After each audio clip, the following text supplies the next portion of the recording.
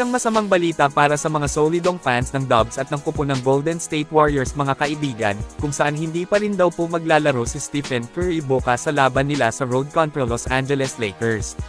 Na-curious po tayo sa report ni Anthony Slater ng The Athletic tungkol sa kung kailan ang balik ng greatest shooter kung saan no timetable po daw, ibig sabihin hindi sigurado kung kailan makakabalik si Steph. Well, nag-research po tayo tungkol sa injury ng 3-point king ay hindi nga rin pala ito basta-basta na injury. Sa mga hindi pa nakakaalam mga kaibigan, si Steph Curry ay na-diagnose na may patellofemoral pain syndrome o runner's knee injury, kung saan kinakailangan pala ito ng mahaba-habang panahon na pahinga. Common naman daw po ang injury na ito para sa isang atleta, lalong-lalo na sa mga babaeng atleta. Nangyayari daw ito sa sobrang paggamit o sobrang paggalaw. Naalam naman natin kung papaano gumalaw si Steph, ayaw na nga tumigil sa pagtakbo, ikot ng ikot, kaya bumigay na yung tuhod. May mild injury po ang patellofemoral pain syndrome at may severe naman. Ang severe patellofemoral pain syndrome ay nangangailangan na ng surgery.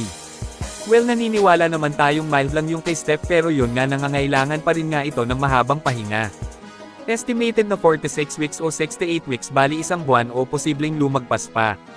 Ibig sabihin maraming laro na mawawala ang GOAT shooter sa Warriors. Isang napakasamang balita ito sa team ng Dubs, na baka nga hindi pa siya makapaglaro talaga sa papalapit na All-Star Game. Starter pa naman si Curry.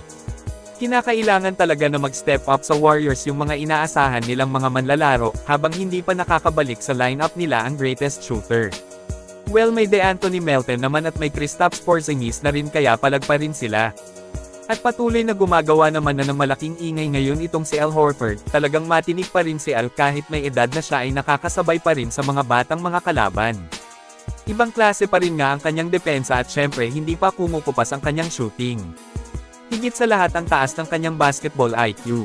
Ito, panoorin po natin ng mabuti ang ginawa ni Horford kontra Phoenix Suns. Isa siya sa kumontrol ng opensa at depensa ng Warriors, kaya na kumpleto nila ang comeback versus Suns.